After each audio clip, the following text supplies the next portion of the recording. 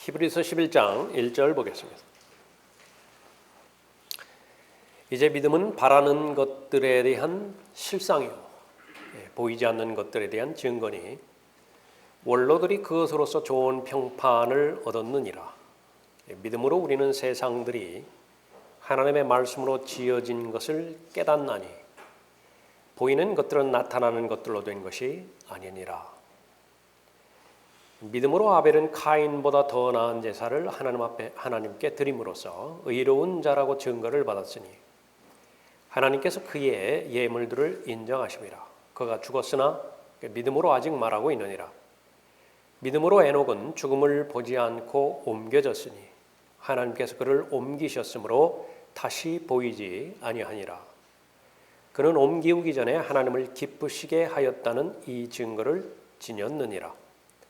그러나 믿음이 없이는 하나님을 기쁘시게 할 수 없나니 하나님께 나아가는 자는 그분이 존재하시는 것과 그분이 자기를 열심히 찾는 자들에게 보상하는 분이심을 마땅히 믿어야 하느니라. 히브리서 11장의 맥락을 보면 10장에 이어서 권고와 권면의 말씀으로 기록된 내용이죠.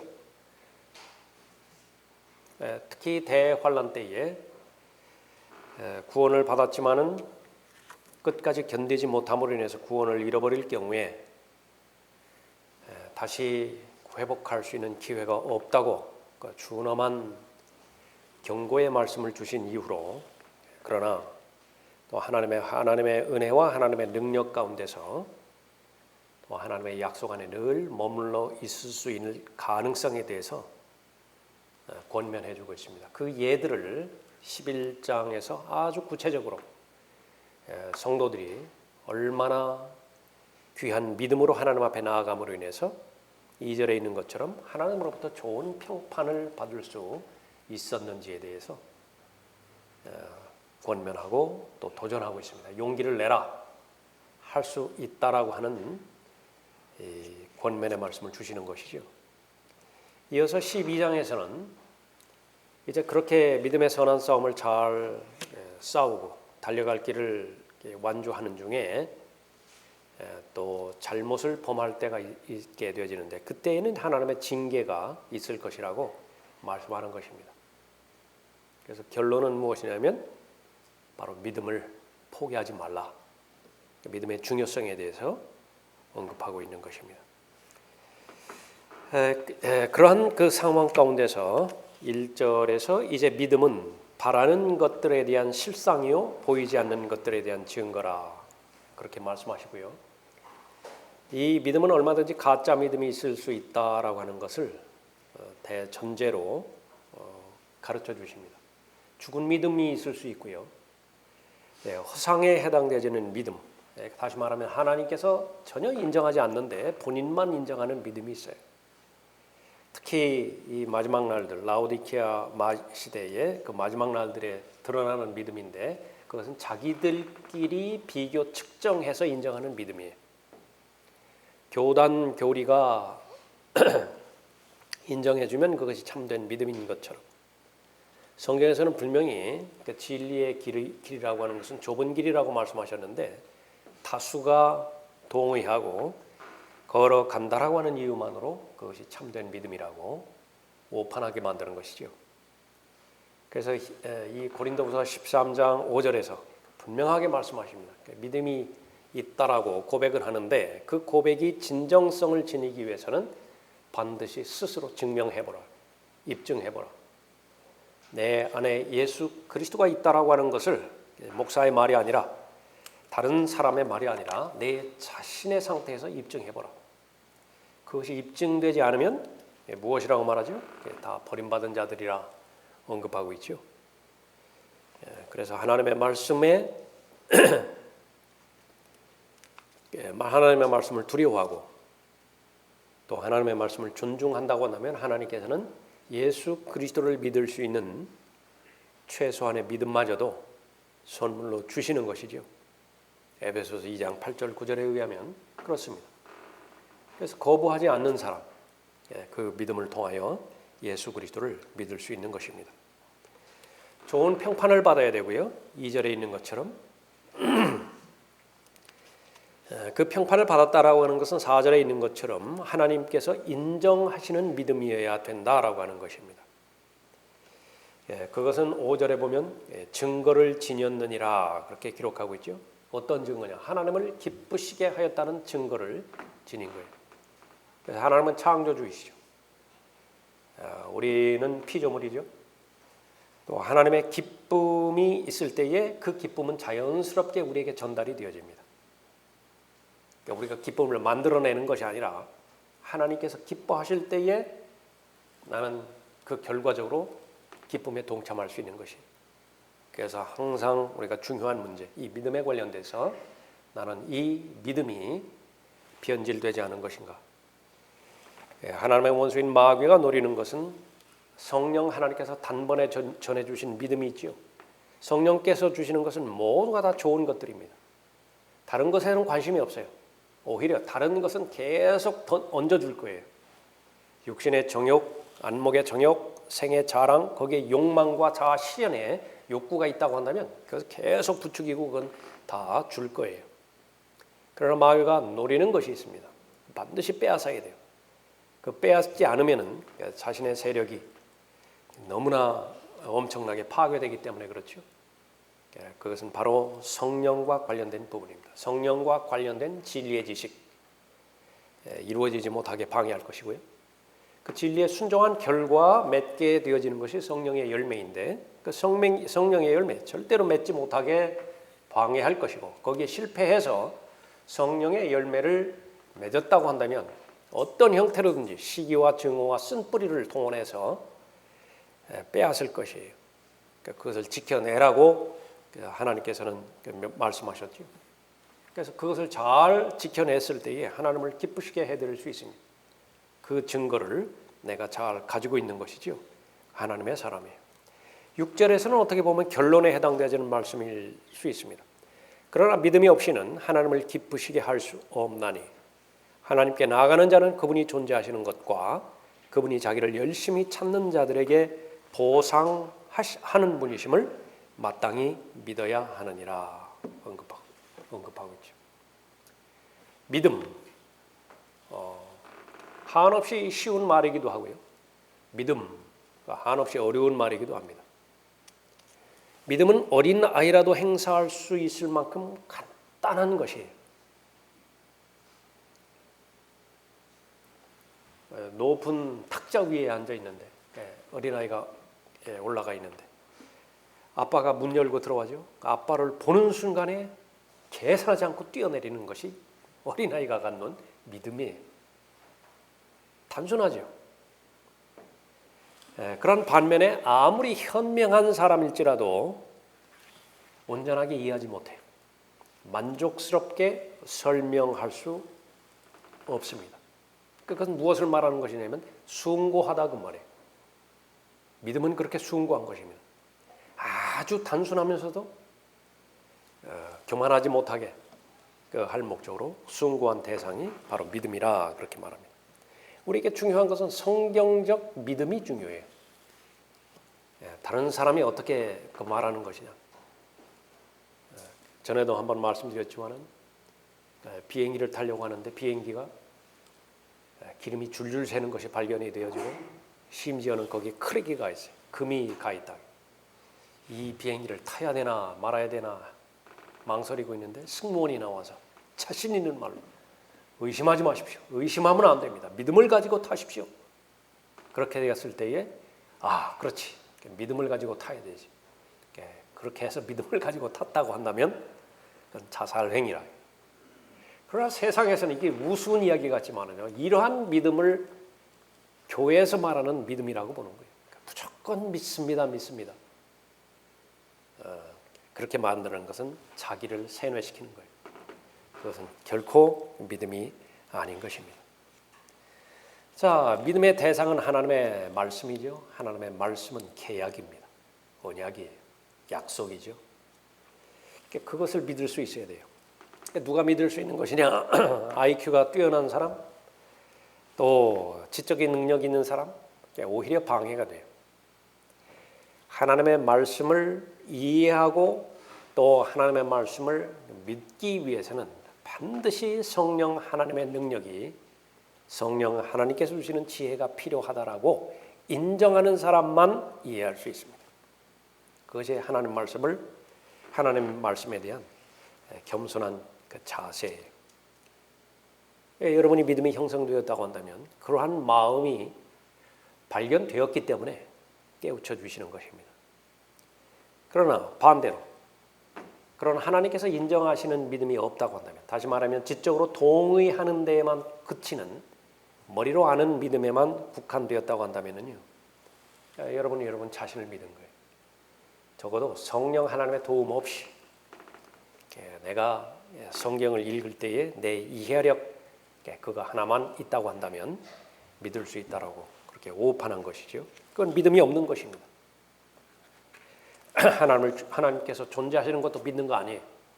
내 안에 성령께서 존재하시는 이유는 진리로 인도하기 위함인데, 다른 사람에게는 그렇게 말할지 모르지만 적어도 내 자신에 대해서는요, 성령 하나님이 없어도 얼마든지 내가 공부만 열심히 한다고 한다면, 열심히 시간을 내서 성경 공부에 전념한다고 한다면 성경적 진리를 알 수 있을 것이다. 그러면 마귀의 노력의 그 공격에 넘어가게 되는 것입니다. 구원부터 시작되죠.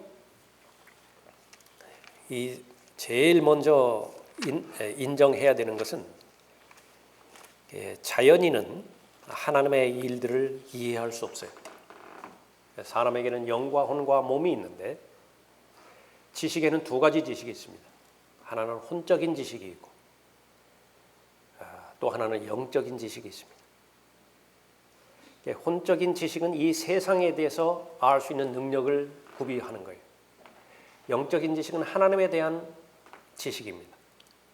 하나님에 대한 지식을 알아야만 자신의 영에 속한 모든 일들을 잘 알 수 있습니다. 그러나 기록된 바와 같으니 하나님께서 자기를 사랑하는 자들을 위하여 예비하신 것들은 눈으로 보지도 못하였고 귀로 듣지도 못하였으며 인간의 마음속에 들어온 적도 없었느니라. 하나님에 관련된 지식, 죽은 다음에 어디에서 영혼을 보내게 되어지는 것인지, 사람은 죽은 다음에 어디로 가는 것인지, 구원받지 못하고 죽으면 어떻게 되는 것인지, 이 물리적인 세상이 끝나면 앞으로 어떤 세상이 펼쳐질 것인지, 그것은 하나님께서는 인간의 마음속에 들어온 적도 없었느니라 언급하고 있습니다. 철학으로는 해결되지 않아요. 과학으로는 해결되지 않는 것입니다. 그러나 하나님께서 이것들을 우리에게 그의 영으로 나타내셨으니 이는 성령께서는 모든 것, 심지어 하나님의 깊은 것들까지도 통찰하시기 때문이라. 그래서 하나님의 영으로 나타나셨는데 바로 성령 하나님께서 가르쳐 주셔야 배울 수 있다라고 하는 것이죠. 조건이 있어요. 사람의 영이 거듭나야 됩니다. 사람의 영이 죽어 있는 상태에서는 그 영은 하나님에 대해서는 적극적으로 반대하는 성향이 있고요. 마귀가 넣어주는 거짓말과 미혹과 거짓되이 일컬어지는 과학에 대해서는 아주 적극적으로 호응하고자 하는 이상한 기질이 있어요. 그래서 영이 거듭나야 됩니다. 영이 거듭나면 어떻게 되는 것입니까? 우리가 세상의 영을 받지 아니하고 오직 하나님께로부터 온 영을 받았으니 이는 우리로 하나님께서 우리에게 값없이 주신 것들을 알게 하려 하심이라. 성경에서 말하는 안다라고 하는 표현, 그것은 전인격적으로 받아들이는 안다라고 하는 것을 말하는 거죠. 그래서 거듭나는 거예요. 사람의 영이 거듭나는 거예요. 어떻게 거듭나죠? 고린도전서 15장 3절 4절에 의하면 복음을 굳게 붙잡을 수만 있다면 거듭나는 거예요. 그러니까 머리로만 믿지 말고. 복음은 세 가지로 이루어졌죠. 첫 번째는 바로 예수 그리스도께서 죄인들을 위해서 죽으셨다는 사실입니다. 그 죄인들, 그 안에는 내가 포함이 되어지죠. 두 번째는 장사되셨고요. 묻히셨어요. 다음 세 번째는 셋째 날에 성경의 예언대로 부활하셨습니다. 그 사실을 받아들이는 거예요. 이 사실 모르는 사람 없습니다. 다 알아요. 불교 다니는 사람도 알아요. 그러면 내가 그 복음을 굳게 붙잡은 것인지 아니면 헛되이 믿는 것인지 어떻게 하는 것이냐. 마음에 달려 있어요. 그 복음을 굳게 붙잡고 구원받은 사람에게는요, 반드시 감사가 있습니다. 그러니까 하나님께서는 우리에게 은혜를 베풀어 주셨죠. 그 은혜에 대해서 반응하면 구원받는 거예요. 10명의 문둥병자가 있었는데 예수님께서 불쌍히 여기셔서 다 치유해 주셨어요. 그 문둥병이 나았다라고 하는 것을 그 제사장에 가서 입증을 받아야 되는데 가던 길에 다 나았죠. 발견이 됐어요. 가장 시급한 것은 무엇이냐 그러면 제사장에게 가서 내가 문둥병이 나았다라고 그것을 증명을 받고 이제는 사회생활로 복귀해서 정상적인 사회인으로서 살아가는 것, 그것이 급한 것이 아니라 그것은 급한 거 아니에요. 제일 급한 것은 무엇이냐면 이 은혜를 베풀어 주신 분 앞에 다시 가야 되는 거예요. 다시 가서 감사를 드려야 돼요. 하나님 앞에 경배를 드려야 되는 것이죠. 그러면 그것이 본인이 입증하는 거예요. 아, 내가 구원받았다. 하나님께서 나에게 은혜를 베풀어 주셨다. 그렇게 아는 것이죠. 근데 몇 사람만 갔다고? 한 사람만 갔어요. 한 사람. 예수님께서 이상하게 여기신다. 10명 다 치유받았을 텐데 10명이 다 나은 거 아니었어? 9명은 어디 갔느냐? 9명은 어디 갔어요? 마찬가지로 예수 그리스도의 은혜의 복음 계속해서 전파되어지는 것이지만은 수많은 사람들이 머리로만 믿는 것입니다. head belief예요. 그것은 구원받지 못해요. 그럼 동의할 수는 있지만은 지적으로 동의할 수는 있지만은 자신의 마음에 변화가 없다. 감사가 없기 때문에 그렇죠. 하나님의 은혜에 대해서는 반드시 감사가 따라야 되는 것입니다. 그렇기 때문에 그 감사받은 사람은 감사를 하는 사람은 자신의 죽은 영이 거듭났다라고 하는 사실을 아는 거예요. 그렇지 못한 사람은 그러나 자연인은 하나님의 영의 일들을 받아들이지 아니하나니 이는 그 일들이 그 사람에게는 어리석게 여겨지기 때문이요 또 알 수도 없나니 이는 그 일들이 영적으로만이 분별되기 때문이니라. 영적으로만 분별될 수 있다라고 하는 것은 바로 하나님의 그 생명이 담겨있는 하나님의 책에 의해서만 입증되어지는 것인데 이 책을 믿을 수가 없어요. 자연인은. 육신적인 사람도 그렇고 태초에 하나님께서 하늘과 땅을 창조하셨느니라. 그럴 것 같지 않다. 그러나 과학자들이 이구동성으로 말한다. 많이 오랜 옛날에 아주 우연적으로 원인도 없이 결과가 하나 툭 튀어나왔는데 그것이 우주다. 그거는 너무 설득력이 있다. 빅뱅 이론과 하나님께서 창조하셨다는 창조에 대한 기록, 그것은 두말할 것도 없이 빅뱅 이론에 표를 던진다. 그러니까 구원받지 못한 거예요. 자연인이에요. 하나님의 말씀을 존중하지 않는 것이죠. 어떠한 믿음이 형성되겠어요? 믿음이 없이는 하나님을 기쁘시게 해드릴 수 없습니다.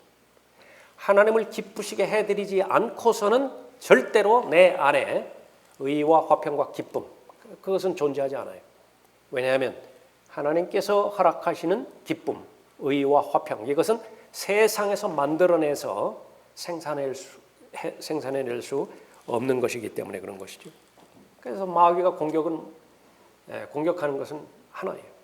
예수 그리스도를 믿기는 믿되 역사 속에서 존재했던 예수 그리스도를 그 정도로만 믿으라. 그러나 역사 속에 존재했던 성인들이 몇 있거든요. 무슨 소크라테스라든지 공자라든지 아니면 부처라든지 그래서 무슨 4대 성인 가운데 하나라든지 그 정도로만 받아들이게 한다. 그 정도 믿는 것에선 나는 더 깊은 믿음이 있습니다. 그럼 마귀는 두 번째 단계에 덫을 놓는 것이죠. 마귀의 고백에만 머무르게 만드는 것이. 마귀는 하나님 한 분 계시는 것을 믿잖아요. 심지어 두려워 떨기까지 하잖아요. 거기까지만 믿게 만든다. 자신에게 베풀어 주신 은혜, 자신에게 베풀어 주신 복들, 이 부분을 인정하지 않게 만드는 것입니다. 마음으로 믿는 믿음, 그것이 바로 진정한 믿음이죠. 로마서 6장 17절에서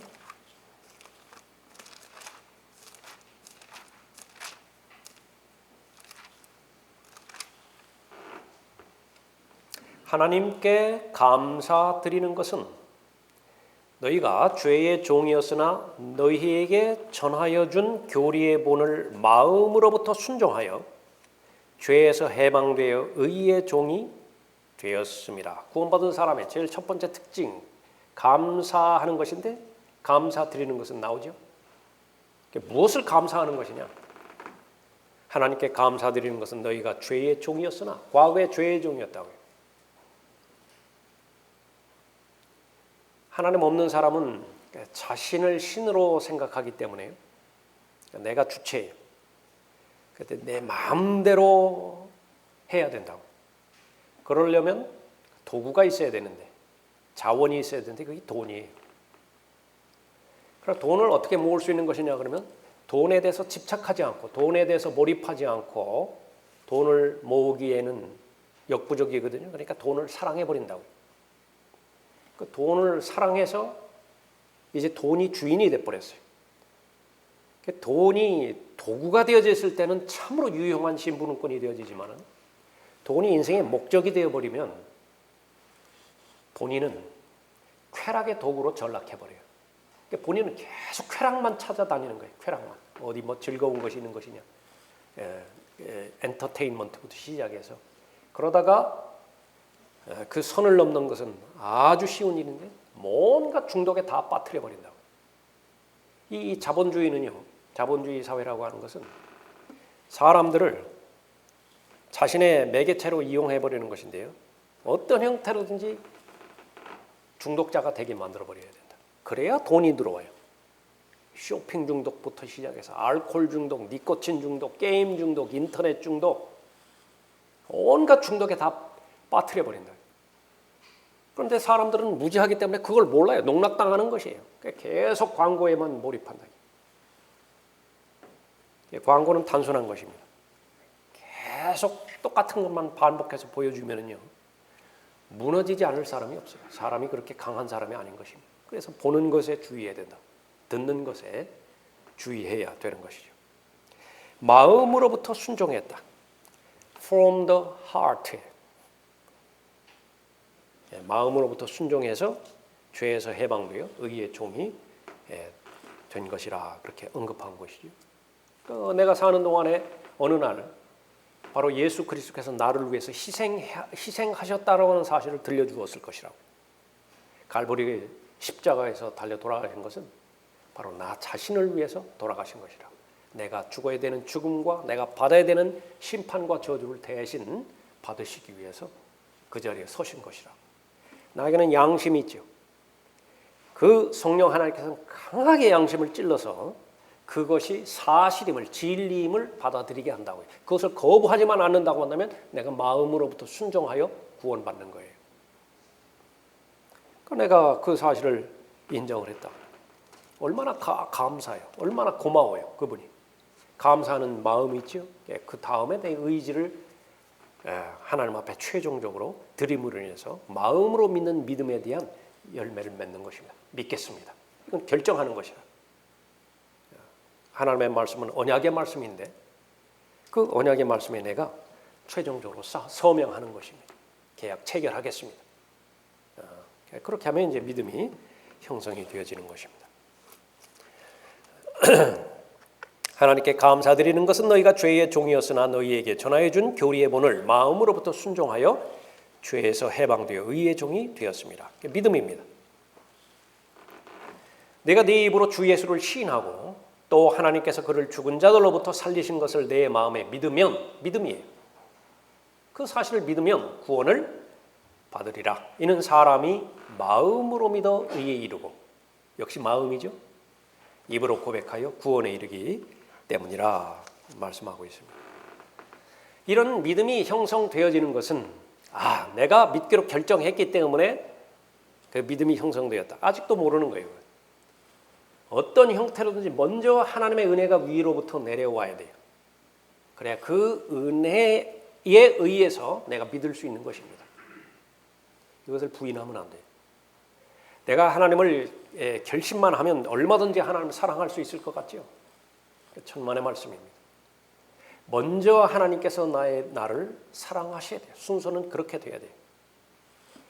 요한일서 4장 19절에서 우리가 그분을 사랑하는 것은 그분께서 먼저 우리를 사랑하셨습니다.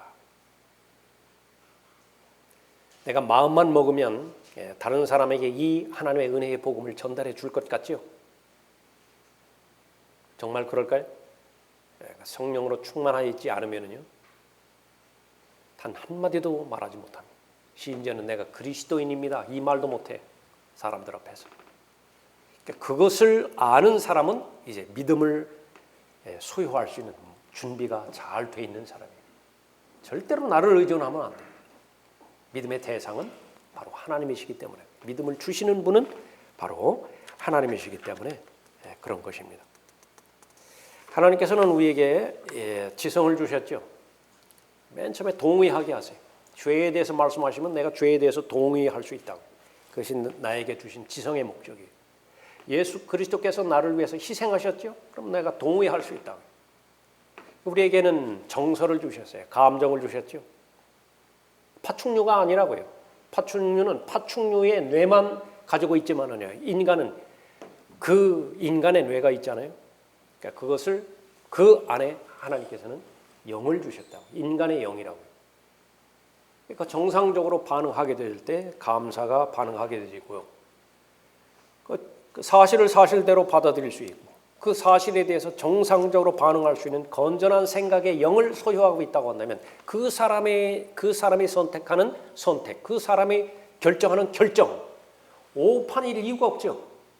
엉뚱한 거 결정하겠어요, 그런 사람이? 그래서 영적인 그리스도인, 그 사람은 사기당하지 않는 것입니다. 미혹당하지 않는 것입니다. 사람의 눈에만 그럴듯해서 이브가 저질렀던 것처럼 정말 군침 돈다, 이렇게 보기에도 너무나 좋은 것 같다. 심지어 그것을 소유했을 때 아주 현명하게 될 것 같다. 아주 똑똑하게 되고 정말로 이 세상에서 출세해서 이 갑의 위치에서 살아갈 수 있을 것 같다. 올인한다, 거기에. 나중에 어떻게 되지? 결국은 하나님의 말씀이 옳아요. 반드시 죽으리라, 하나님의 말씀인데 거기에 온갖 변명을 다, 핑계를 다 대서 죽지 않을 수도 있을 것 같다, 혹 죽을까 하노라, 그렇게 의심을 넣어줬을 때에 그걸 강력하게 지원하는 마귀의 세력이 있죠. 절대로 죽지 않는다. 이번에 한번 걸어보는 거예요. 마귀의 판단에 한번 걸어봤다. 어떻게 됐어요? 먹는 순간 영이 죽어버린 거예요. 믿든 믿지 않든지 간에 하나님의 말씀이 옳아요. 그러나 가장 좋은 것은 뭐예요? 이해가 되지 않는다 하더라도, 다 설명이 되지 않는다 하더라도, 다 내가 보지 못했다 하더라도 하나님께서 말씀하셨다라고 한다면 믿는 거예요. 그러면 지혜로운 사람이고 현명한 사람인 것입니다. 로마서 10장 17절에서 그러므로 믿음은 들음에서 나오며 들음은 하나님의 말씀에 의해서니라. 다 아는 말씀이지만은요, 인정하는 것은 또 다른 문제예요. 내가 하나님의 말씀을 듣지 않고도, 하나님의 말씀을 체계적으로 공부하지 않고서도 얼마든지 믿음이 형성될 수 있을 것 같다. 적어도 나에 대해서만큼은. 또 하나 걸려 넘어지겠죠. 그러나 단 한 사람의 예외도 없습니다. 그러므로 믿음은 들음에서 나오며 들음은 하나님의 말씀에 의해서니라. 사실에 근거한 믿음만이 살아있는 믿음이고요. 그 믿음에 의한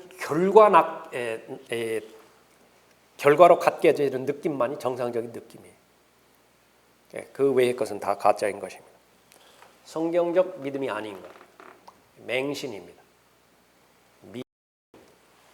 운명을 믿는 것, 그런 것은 바로 성경적 믿음이 아닌 것입니다. 믿음이 있을 때 사람은 구원받죠. 믿음으로만 구원받게 되어지는 것입니다. 너희가 믿음으로 말미암아 은혜로 구원을 받았으니 이것은 너희에게서 난 것이 아니요 하나님의 선물이라. 행위로 만들어서 얻은 구원이 아니라 일방적으로 하나님께서 완성품인 상태에서 선물로 주신 것이 바로 구원이라 그렇게 말하고 있습니다. 행위로 이루어진 것이 아니기 때문에 자랑해서는 안 된다 말하는 거예요. 행위에서 난 것이 아니니 아무도 자랑하지 못하게 하려 하심이라. 에베소서 2장 8절 9절 말씀이죠. 여기에서 너희가 믿음으로 말미암아 은혜로 구원을 받았으니 이것은 너희에게서 난 것이 아니요 하나님의 선물이라. 그러니까 선물에 해당되어지는 것이 바로 믿음도 하나님의 선물이고 구원도 하나님의 선물이에요. 그래서 예수 그리스도를 믿을 수 있는 최소한의 선물도 하나님께서 주세요. 그러니까 절대로 변명해서는 안 되는 것이 있습니다. 믿어지지가 않는다. 난 믿으려고 해도 믿어지지가 않는다. 예수 그리스도께서 역사적인 인물인지 아닌지 그것도 내가 어떻게 아느냐. 여러 번 말씀드렸죠. 그건 믿음이 있는 것이 믿음이 없는 것이 아니라 뭐라고요? 무식한 거라. 임진왜란이 있었는지 없었는지 어떻게 아는 것이냐.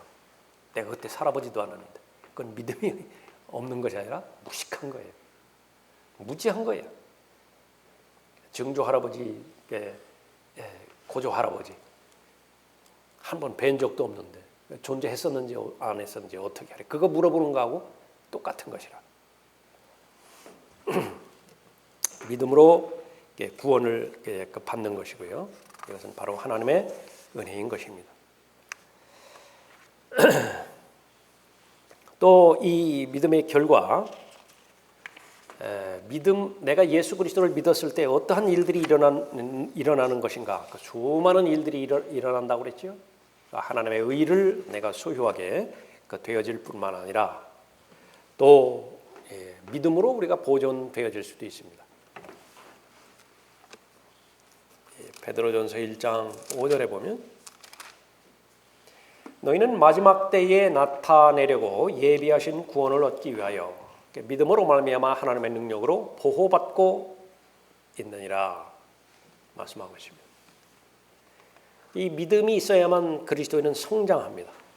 그래서 가장 필요한 것은 믿음이에요. 그 사람들은 이 믿음에 대해서 필요성을 느꼈기 때문에 믿음을 늘려주십시오. 심지어 기도까지 하죠. 누가복음 17장 5절에 보면 우리의 믿음을 늘려주소서 하나님 앞에 간구를 하는 것입니다. 마가복음 9장 24절에서도 내가 믿기는 믿는데 더 큰 믿음이 필요합니다. 더 흔들리지 않는 믿음이 필요합니다. 저를 도와주십시오. 그렇게 간구하는 것입니다. 주여 내가 믿나이다. 나의 믿음 없음을 도와주소서. 그렇게 언급하고 있죠. 그래서요, 이 믿음이라고 하는 것은 필요한 사람에게 하나님께서는 주신다라고 하는 것이 전반적인 약속의 말씀이에요. 내가 낳고자 하느냐? 주님께서 물어보셨을 때에 정말로 낳고자 하는 소원이 있는 사람은 나아요. 내가 보기를 원하느냐? 그러니까 보고 싶다고요. 그러면 보는 것입니다. 믿음도 마찬가지예요. 내 의지와는 전혀 상관없이 나는 별 필요도 느껴지지 않는데 그냥 하나님께서 일방적인 은혜로 어떤 사람들이 말하는 것처럼 거부할 수 없는, 저항할 수 없는 하나님의 은혜로 나에게 은혜를 베풀어 줘서 믿음의 사람이 되게 했다. 그런 것은 적어도 성경에는 없어요. 로마서 12장 3절에서 내게 주신 은혜로 인하여 너희 중 각 사람에게 말하노니 자신에 대하여 마땅히 생각할 그 이상의 생각을 품지 말고 다만 하나님께서 각 사람에게 나누어 주신 믿음의 분량에 따라 건전하게 생각하라. 각 사람에게 믿음을 나누어 주시는데 분량에 따라서 나누어 주신대요. 그릇의 크기가 다 달라요. 믿음의 분량의 정도가 다 다른 것입니다. 커졌으면 좋겠죠. 깊어졌으면 좋겠죠. 더욱더 믿음의 지경이 넓혀졌으면 좋겠다고요. 기도하면 돼요. 그러니까 누가 기도하는 것이냐. 필요를 느낀 사람이 기도하겠죠. 지금은 뭐 이렇게 구할 수 없겠지만은 제가 아주 인상 깊게 보았던 책이 시베리아의 불꽃이라고 하는 책자예요. 아주 소책자예요. 손바닥만한 책입니다. 얼마나 많은 그리스도인들이 박해를 받았는가가 기록이 되어 있는데요. 적어도 우리가 알아야 되는 것은 이 암흑시대의 그리스도인이라든지 아니면 이 박해받는 그리스도인들이라든지 그 사람들이 알고 있는 지식에는 한계가 있어요. 복음을 굳게 붙잡아서 구원받은 사람이면 틀림이 없지만은 여러분들이 알고 있는 지식의 분량 그것과는 비교할 수가 없는 사람입니다. 그러나 그 사람의 특징이 있는데 하나를 알았다고 한다면 그걸 분명하게 한 사람이에요. 하나님께서 나에게 가르쳐 주신 진리의 지식이라고 한다면 그것은 하늘이 두 쪽이나도 이루어진다라고 하는 확신이 있는 사람입니다.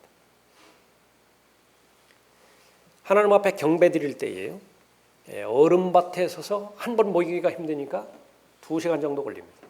설교가. 구원받은 사람은 침례 순종해야 되죠. 얼음 깨고 침례 순종을 하는 거예요. 그 사람들이라 그냥 자연스럽게 얼음을 깨고 침례 순종한다. 얼마든지 거기서 물 뿌릴 수도 있었을 거 아니겠어요? 약식으로. 그런 거 절대로 용납하지 않는다. 무슨 뭐 거기에 연주가 있겠고 무슨 특송이 있겠고 합창단이 있겠고 그러겠어요? 겨울이면 겨울, 여름이면 여름대로 무슨 난방 시설, 그런 에어 컨디셔너 이런 것이 있었겠어요? 그러나 관여하지 않았다. 설교에 무슨 예화가 그렇게 많이 준비되었겠어요? 오직 하나님의 말씀이라. 그런데도 2시간 내내 빳빳하게 서서 하나님 말씀 경청하는 거예요. 하나님 앞에 경배 드리는 것이죠. 살아계신 주 하나님이. 그 사람들은 적어도 죽은 하나님께 경배드리는 거 아니라고요.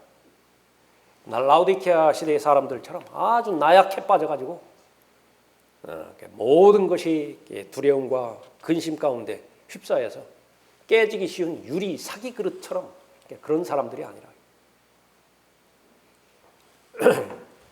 하나님 앞에 경배드리면 경배, 또 하나님 앞에 드려지는 기도이면 기도, 그것은 진짜 하는 것처럼 하는 거죠. 그래서 여러 번 말씀드렸죠. 이왕 믿으려면 믿는 것처럼 믿어야 된다. 그것이 바로 하나님을 기쁘시게 해드리는 그런 믿음이었습니다.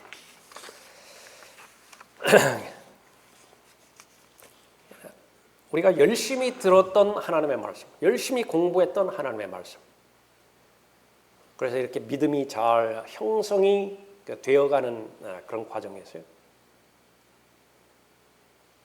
그러나 너무나 쉽게, 너무나 하찮은 방법으로 그 형성되었던 믿음을 다 없애버리는 방법 하나가 있다고 말했죠.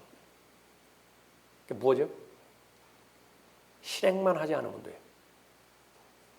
열심히 들었는데, 관심을 갖고 열심히 듣고 시간도 내고 거기까지 했는데 실행을 안 해요. 성령의 열매는요, 섬김을 통해서만 얻을 수 있는 열매예요. 성령 하나님에 의해서 거듭난 하나님의 사람이 내가 진짜 거듭났느냐 거듭나지 않았느냐를 본인이 입증하는 것은 단 하나밖에 없습니다. 성령의 열매가 있느냐 없느냐 그거 발견하는 거예요. 성령의 열매가 지속적으로 있는 사람은 구령의 열매까지 있을 것이라고. 그 성령의 열매를 어떻게 얻을 수 있는 것이냐 그러면 하나부터 10까지 순종해요. 요한복음 15장에서 그것을 절대적으로 하나님의 말씀의 원리 원칙으로 제시해 주고 있는 거예요. 자, 하나님의 말씀을 들었는데 그것을 기쁨으로 순종을 했어요. 어떤 순종이죠? 처음에 우리가 살펴봤던 것처럼 높은 그 위치에 위에 올라가 있었는데 문을 열고 들어온 사람이 아빠예요. 그 하나밖에 없어요. 아빠예요. 그러니까 계산하지 않고 그냥 뛰어내리는 거예요. 아버지 품에. 그러니까 그 어린 아이와 같은 믿음으로 내가 할 수 있는 것을 순종을 하는 것이죠. 그러니까 우리는 이미 알고 있어요. 할 수 없는 것 요구하는 하나님이 아니신 것이죠. 기도는 기도를 통해서만 배울 수 있습니다. 부활의 증인으로서 예수 그리스도를 증거하는 것은 구령을 통해서만 배울 수 있죠. 경배는 무엇을 통해서만 배울 수 있죠? 경배를 통해서만 배울 수 있습니다. 섬김 역시 마찬가지. 자기 자신을 부인하지 않고 다른 사람을 나보다 더 존중하지 않는 한 그것은 관계 가운데서 얻을 수 있는 열매는 아무것도 없는 것이지. 그것이 바로 믿음의 본질이고 믿음이 고귀한 것입니다. 이제 믿음은 바라는 것들에 대한 실상이요 보이지 않는 것들에 대한 증거니 원로들이 그것으로서 좋은 평판을 얻었느니라. 그래서 우리는 믿음으로 이 세상들이 하나님의 말씀으로 지어진 것을 깨닫습니다. 하나님께서 가르쳐 주셨으니까 그랬죠. 이제 우리가 해야 될 일은 우리가 믿음과 실행의 최종 권위로 하나님의 말씀을 두는 상태에서 우리가 들림받아 올라갈 그때까지 계속해서 확인해야 되는 그 사실이 내 안에 믿음이 계속해서 발견이 되는가, 내 믿음이 변질되지는 않았는가, 혹 내 믿음이 죽은 믿음으로, 성경에서 말하는 죽은 믿음으로 해서 어떠한 열매도 맺지 못하는 그런 상태에 계속 방치되는 것은 아닌 것인가. 우리가 호흡이 있는 한 하나님께서 허락하신 것임에 틀림이 없는 것인데 그 목적은 하나님을 기쁘시게 해드리는 것이죠. 하나님을 기쁘시게 해드리기 위해서는 믿음이 반드시 필요하죠. 그 믿음이 없이는 하나님을 기쁘시게 해드릴 수 없기 때문에 그런 거예요. 하나님께서 존재하시는 것 반드시 내가 인정하고요. 또 하나님을 열심히 찾는다고 한다면 하나님께서 보상하시는 분이심을 내가 마땅히 믿는 것입니다. 그것이 바로 사람들을 두려워하지 않고 하나님 한 분만을 두려워하는 그리스도인의 특권이기도 하죠. 자, 오늘은 1절 이렇게 전반적인 부분을 살펴봤습니다.